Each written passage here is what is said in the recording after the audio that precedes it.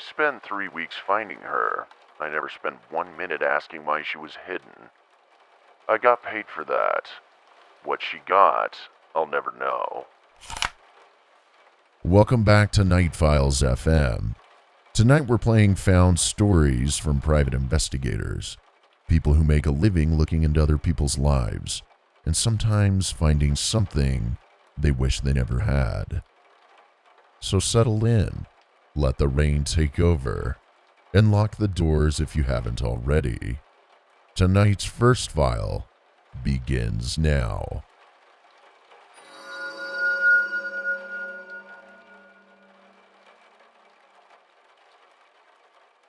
When you think of private investigators, you probably picture trench coats and cigarettes. That's because you've watched too many movies. It's not that cool. For me, it's mostly sitting in a Corolla with a full bladder, photographing a man who told his insurance company he can't walk while he carries his new television up a flight of stairs. Silly stuff like that. I found cheaters, fakers, and one emu that escaped a hobby farm. I was good at it. I had a little joke I'd tell at parties. Give me a name in 48 hours, and I'll tell you what they had for breakfast.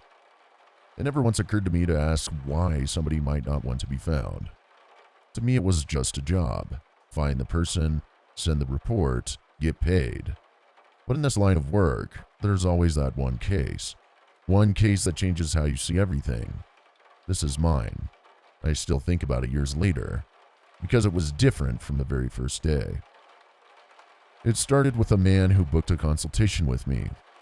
His mother was dying of pancreatic cancer, and she had a few months left to live. Years ago, the family had a big falling out, and his sister cut everyone off, changed her name, disappeared, no contact ever since. His mother's last wish was to see her daughter one more time. He wanted me to find her. He was very polite about all of it. He had old photos of her, her birth date, an old email address. At one point, going through the photos, his eyes got a little wet, and he stopped talking for a second to collect himself. Then he apologized and kept going. I remember my honest reaction. This was a normal family mess, sad and complicated, the kind of thing half the families in this country are carrying around. And for once, I'd get to do something good with this job instead of photographing cheaters in parking lots. So I traced her. And I want to be honest about what I saw while I did it, because this is a confession, not a mystery. Her old email died the same week as her old bank accounts. Her social media wasn't deleted the lazy way, where a ghost of the profile hangs around. It was scrubbed completely. She moved 4 times in 6 years, and each move was farther and faster than the last. Less like moving and more like running. And the new name.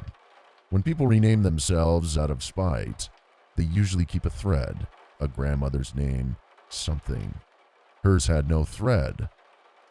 Her name wasn't a fresh start. It was a wall. I noticed all of it, every single piece, and I explained every piece away. Families are messy. Sometimes a falling out really is that bad. It was easy to believe. The gym membership is what broke it open. People will abandon a name before they'll abandon a routine. I sat outside that gym and matched an old photograph to a living woman. And here's what I remember. She was careful. She parked under the light. She checked the lot before she crossed it. In my own notes, just for myself, I wrote one word: anxious. Then I went home and wrote up the report for the client. Her new name, her address, and at the bottom, God forgive me, I added a friendly little line. She seems well. Good luck with the reunion. He paid me, shook my hand with both of his, and that was that. Months later, working an unrelated case, I ran her new name again. It's an idle habit. Maybe I wanted the ending. I figured with the mother dying, there'd been a reunion, some closure, something. Instead, her address came back with a new tenant. No forwarding. The wall, rebuilt somewhere I couldn't see. That's when I finally dug the way I should have dug the first time. And I found a protective order. Different state, years old, granted on the second attempt. And I need you to understand this part. The name on that order. The man she was hiding from was a stranger's name, not my clients.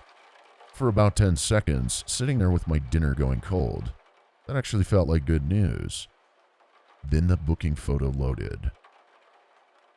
It was him.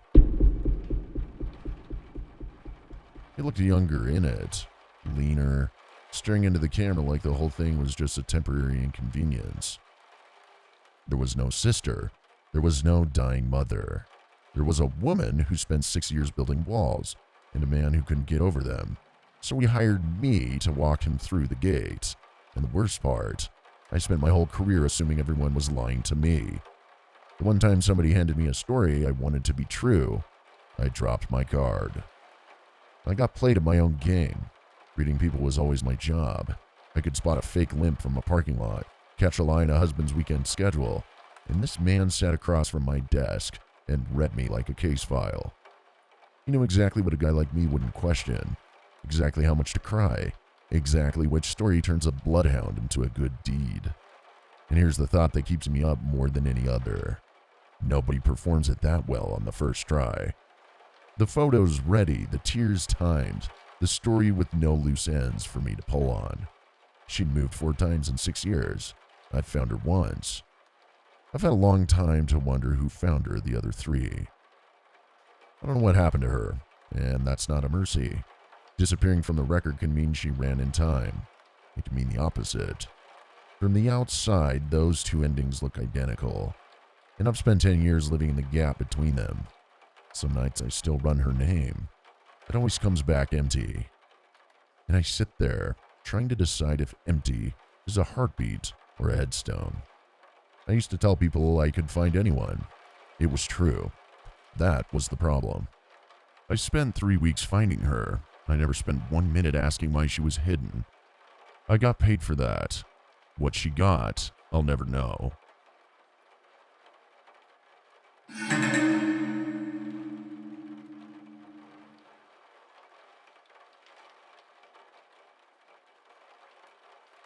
I've been doing PI work for about 6 years.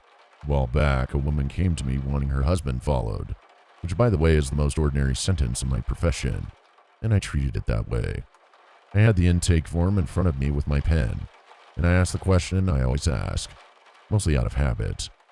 How long have you suspected the cheating? She looked at me like I'd read from the wrong script, and said this wasn't about cheating. So I asked what it was about, because the job changes depending on the answer. And she took a moment and said she needed to know what her husband does. Those were her words. Not who he sees, what he does. She paid the retainer and gave me his schedule. And that was the entire briefing. I want you to keep that in mind for later. The first week was the easiest tale of my career. He went to work, he went to the gym, he did the groceries on Sunday, and most evenings he walked the same neighborhood loop.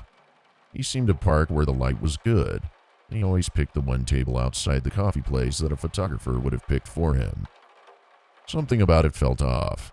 6 years of doing this teaches you that following a person is never this easy, and never once did he make me work for a shot. But a gut feeling isn't proof, so I wrote it down and kept going.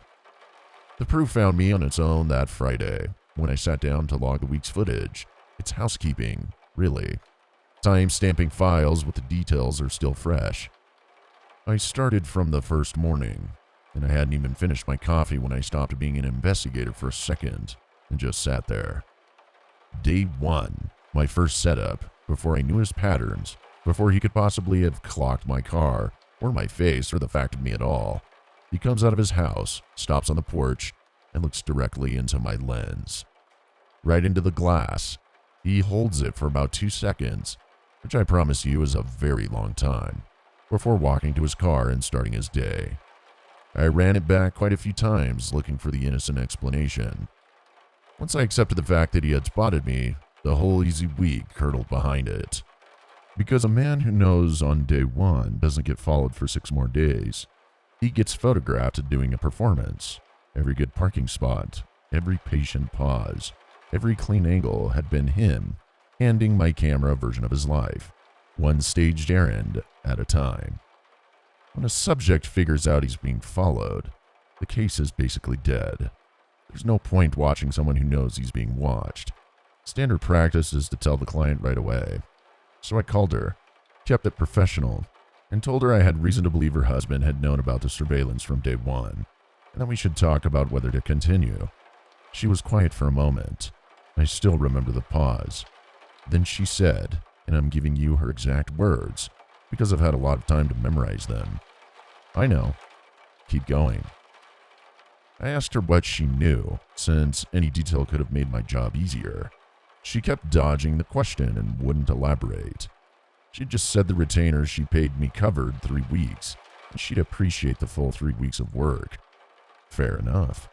I didn't really want to be pushy, so that was the conversation. I did my 3 weeks. I changed cars twice. I constantly changed my positions, and it never mattered. He somehow found the lens every single time. Never a wave, never a confrontation. He just went about his days like an actor who knew exactly where the camera was. The report came to about 40 pages, and every word of it was true. He really did go to work, hit the gym, buy the groceries. But none of it meant anything, because everything I'd photographed was a show he'd put on for me. She read the whole thing at my desk without hurrying. When she finished, she didn't ask a single question about where he'd gone or who he'd met. She just thanked me and left looking like somebody who'd confirmed a measurement she'd already taken. I never heard from either of them again. I don't know what he was hiding or what she already knew, or what those 40 pages were for. Evidence, ammunition, some move in a game the two of them had been playing since long before I existed to them. I guess it's not really my business. All I know is that whatever passed between the husband and wife, it needed a witness with a camera, and for 3 weeks, at my standard rate, that was me. She never wanted to catch him doing anything. She wanted him to know he was being watched, and he wanted her to know it wasn't working. And my job was to carry the message both directions, without understanding a word of it. I still do the work, and I'm still good at it. A woman wanting her husband followed is still the most ordinary sentence in my profession. But every time I hear it now, I ask my next question a lot more carefully. Because I know what it feels like to rewind the tape and realize the man in your viewfinder was holding the door open for you the whole time. There's no procedure for finding out you were the message. He knew the entire time.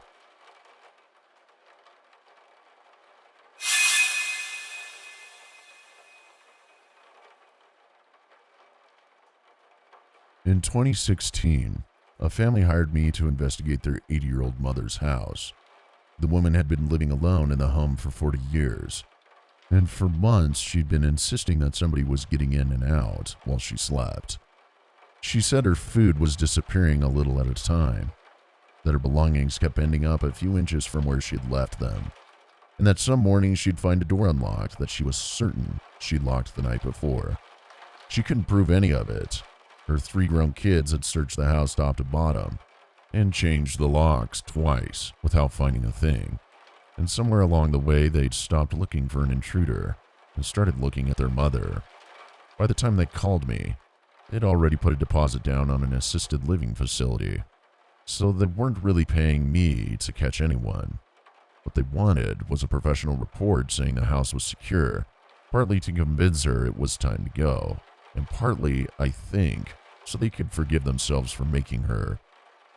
I took the case because it sounded like mercy work. My plan was to hang some cameras for a week, write a clean report, and give an old woman some peace on my way out the door. But then I met her. She was extremely sharp. She kept a notepad, and she read to me from it like she was giving a deposition.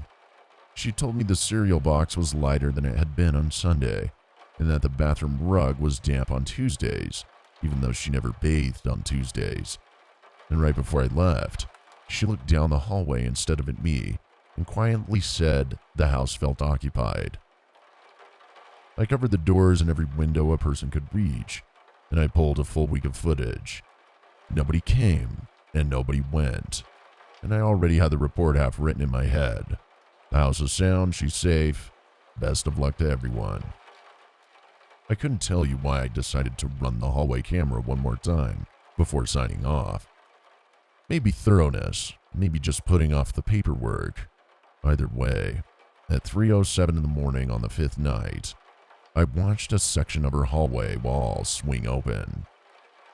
There was an old laundry chute panel set into that wall, painted over so many times it had all but vanished into the plaster, except somebody had cut the paint. On the footage, it opens slowly, and a grown man folds himself out of a space I would have sworn a child couldn't fit through. He stands there in her hallway for a long moment, straightening his back out, and then he walks off toward her kitchen in his socks. After that, I went through every night of footage I had, and every night was the same. Then I checked the days she'd spent at her daughter's place, when the house sat completely empty. On those days she was gone, he never came out at all. The only nights he left that wall were the nights she was home, asleep, 20 feet away from him. An empty house was of no use to him. She hadn't been describing a break-in. She'd been describing a roommate. The police handled it properly from there. Behind that panel, the crawl space ran half the length of the house, and when they opened it up, it was warm. He'd made himself comfortable in there over God knows how long, and among his things they found a shoebox of photographs that I wished they'd never shown me. Because the photographs weren't of her, they were of a different elderly person in a different kitchen in a house that nobody present recognized. That box meant hers wasn't the first house. He chooses the people nobody will believe, and he moves on before anybody believes them. They never caught him. Somewhere between the phone call and the search, he went out the same way he'd been coming in, through the parts of a house nobody ever thinks about. And to this day, he doesn't even have a name. The family moved their mother out the same week, and to her credit, she made the choice herself in the end.